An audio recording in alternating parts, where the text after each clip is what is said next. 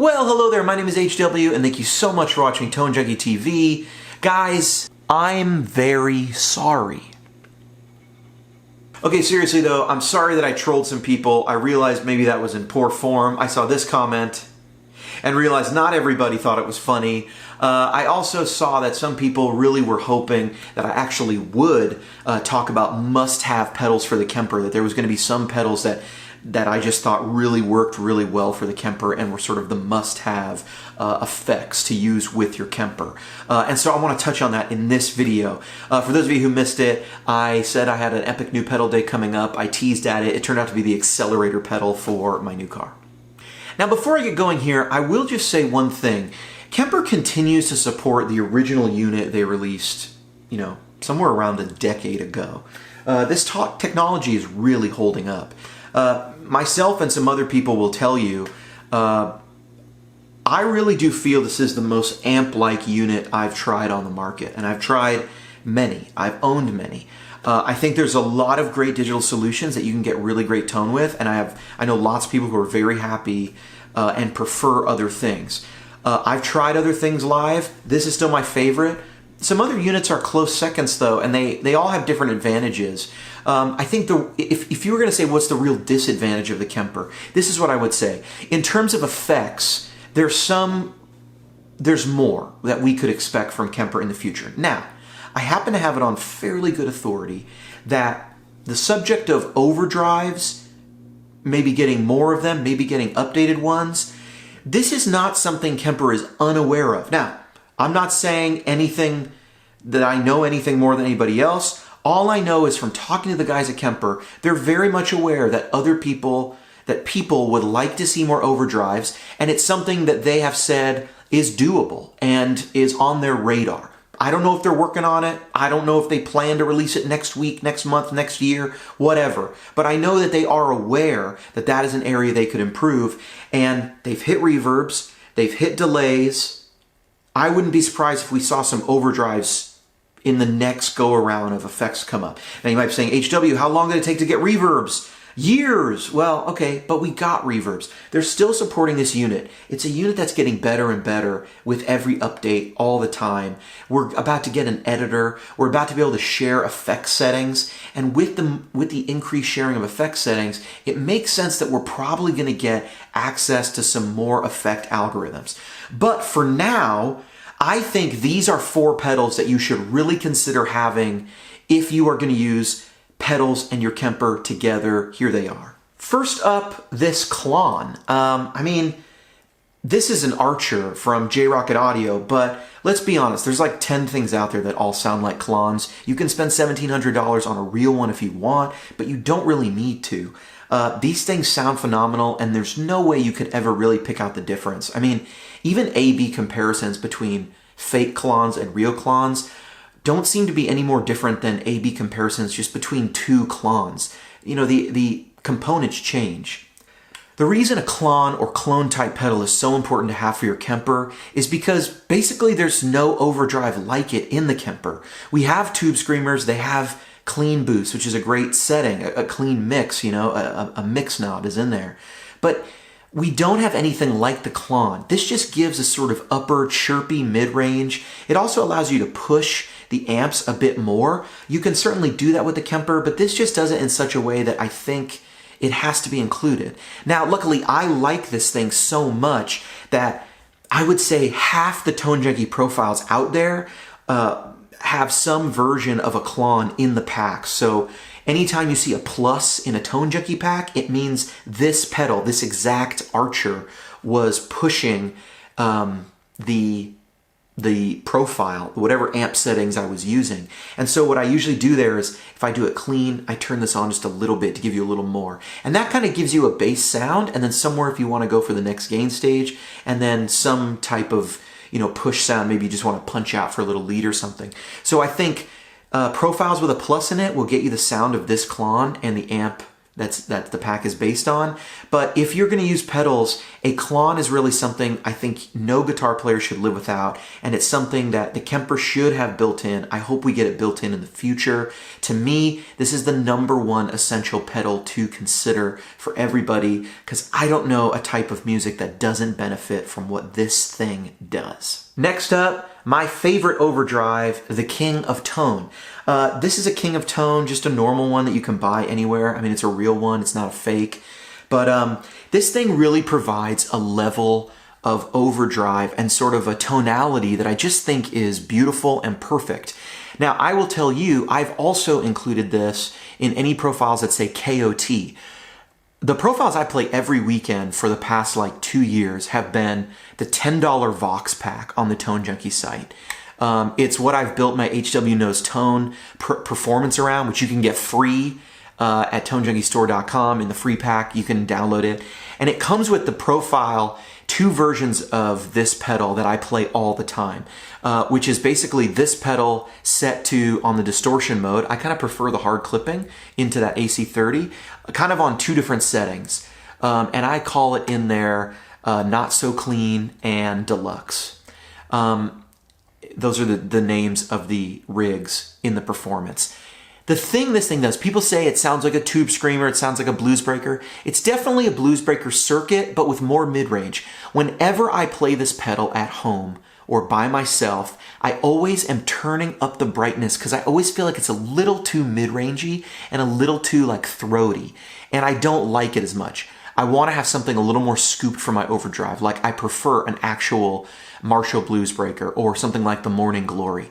But in the mix, this thing is super awesome. That mid-range gives your guitar just this singing sort of voice quality, and it really helps the guitar just have a place to sit. I am unaware, the Tube Screamer can't sound like this in the Kemper. What other effects do we use? We use the Soft Shaper a lot. It doesn't sound like this. The Soft Shaper to me sounds more like, you could almost get it to sound a bit like a Morning Glory, but really it's almost like the Greer Lightspeed. It's just such a transparent kind of way to add drive in the Kemper. But this thing is not transparent, and it's on some of my favorite profiles. I think someone on one of the Facebook groups is recently saying this pedal into the top hat or the top cap profile pack, whatever I put in there, was really awesome. In my opinion, this is one of the best overdrives out there, and this is #2 on my list for absolutely essential pedals that you should check out. I think that the Kemper can really benefit at times from just a simple overdrive, and I wish we had one like the King of Tone or like the Blues Breaker that wasn't the Tube Screamer, but was a little more transparent and could get a little bit aggressive. You know what I mean?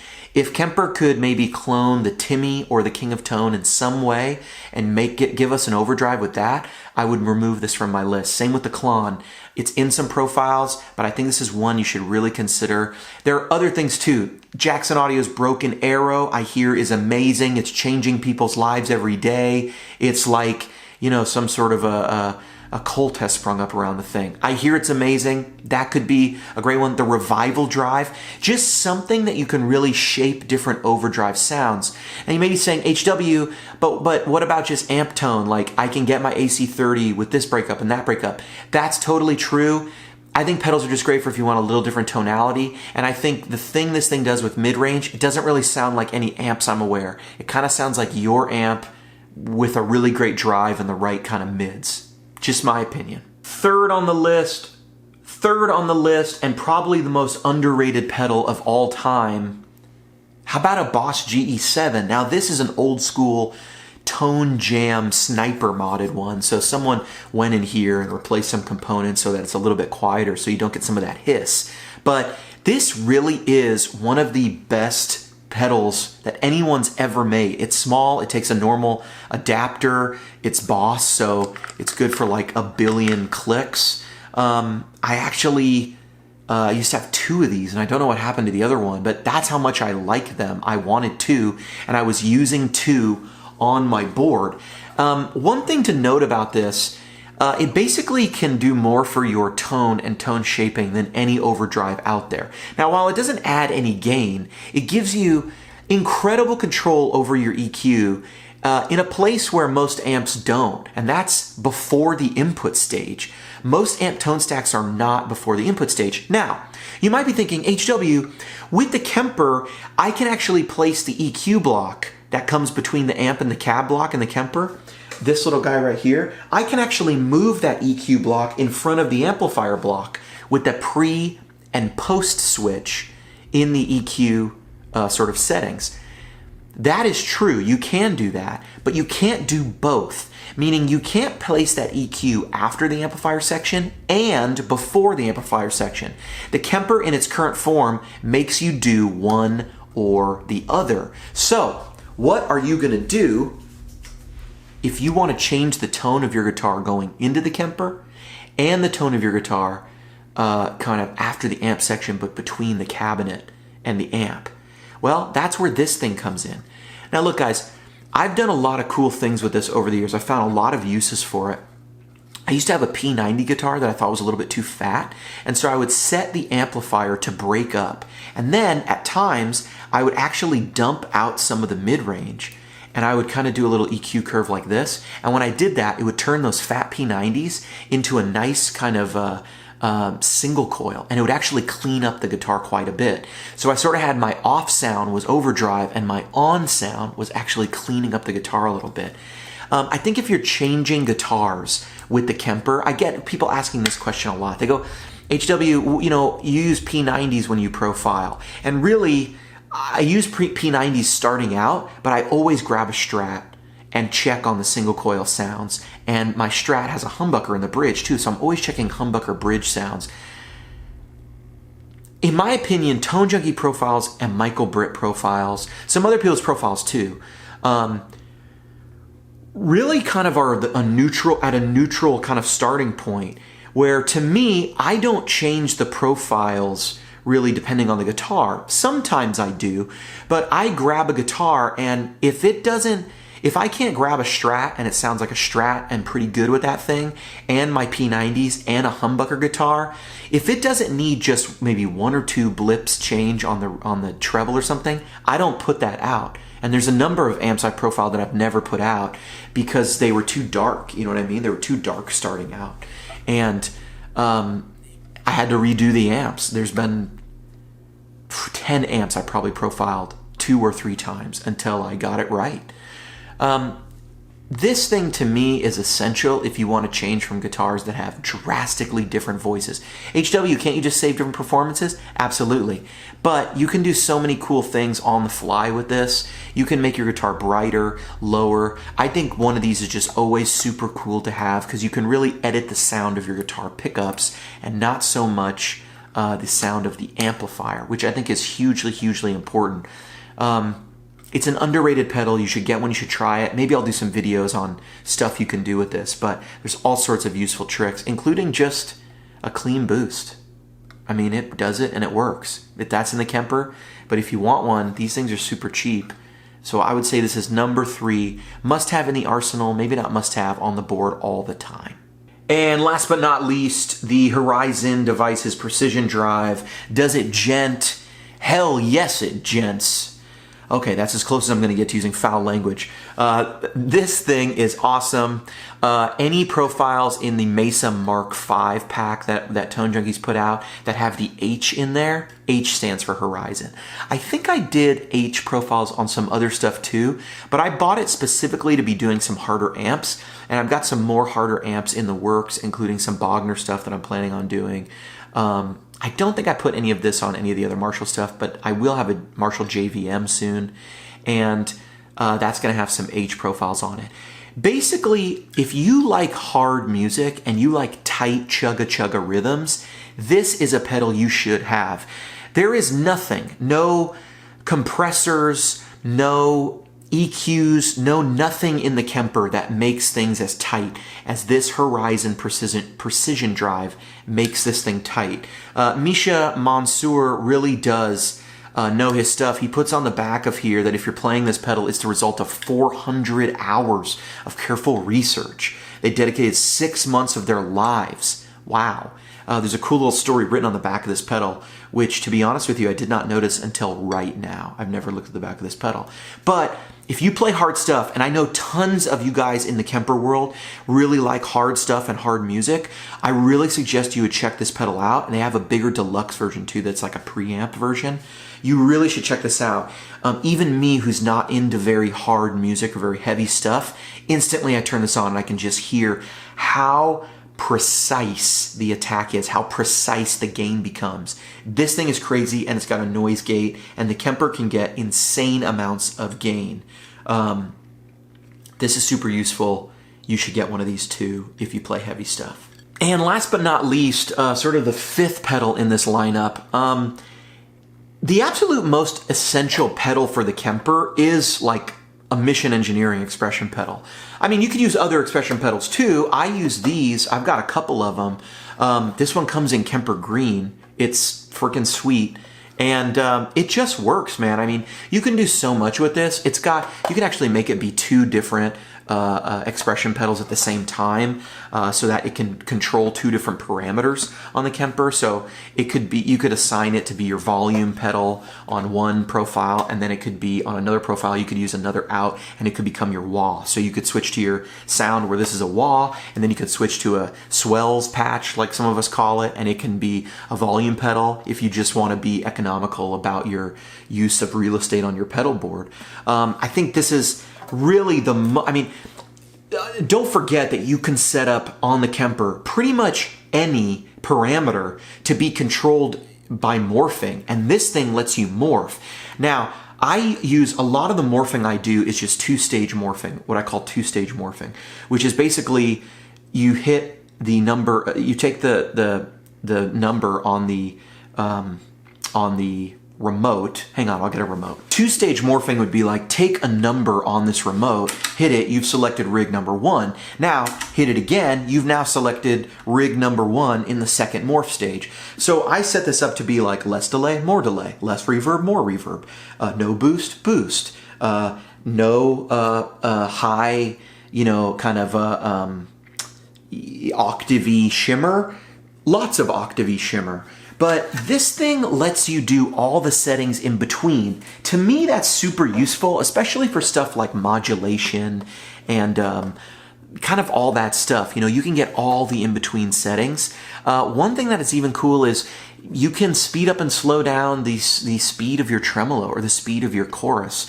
I know that's something my friend Bradford does. He can actually, as he pulls the volume pedal back, or pushes it forward, it can increase kind of the speed, bring in some tremolo at the end of a song. That's a really cool trick. I think these things are essential, and I am partial to the Kemper Green one. Shout out to Mission. They're nice guys. They didn't give me this. I bought this. I've bought a ton of stuff, a ton of their stuff with my own money, and they make really great stuff. I take this one and a black one everywhere, every Sunday. I have one or two of these set up at my feet. They're great volume pedals and everything. And they're super, super cool. Now, regarding some other pedals, look, modulation in the Kemper is pretty decent, I think. I actually think the modulation is pretty good. There's a couple really nice choruses and some vibrato stuff. The phaser is nice. The Eddie setting in the phaser sounds like Eddie Van Halen. I mean, they really did dial that stuff in pretty well. If you are like a praise and worship guy and you're looking for a lot more modulated sounds, obviously something like the Walrus Audio Julia, the Kemper doesn't really touch that in terms of really creative, sort of fresh, but also vintagey feeling vibratos. I mean, really nothing touches that pedal. It sounds phenomenal. But we have a lot of the standard vibrato stuff. We've got phasers, we've got flangers, we've got choruses. I really like the chorus.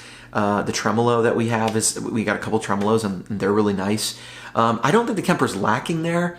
If you prefer another unit, you prefer another unit, but we've got all access to all the core vintage sounds. So there's some other stuff that's interesting. The H9 has several choruses that is really awesome. But the Kemper's micro pitch shifter is super underrated. If you're looking for some good examples of that, go check out the Stu G videos from the AC30 pack as well as the Park pack.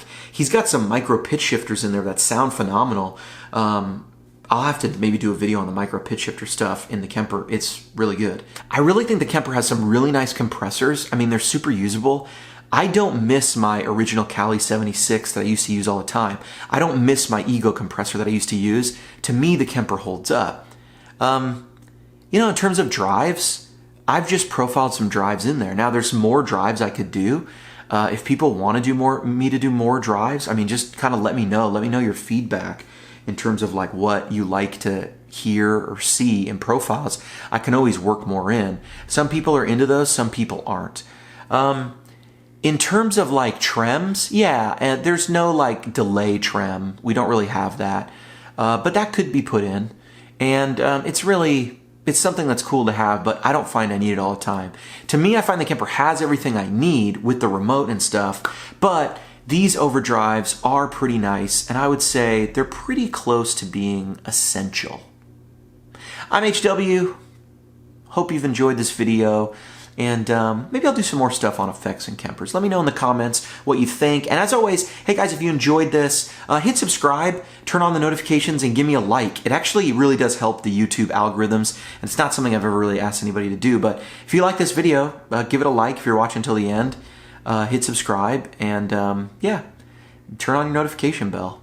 All right, HW, out.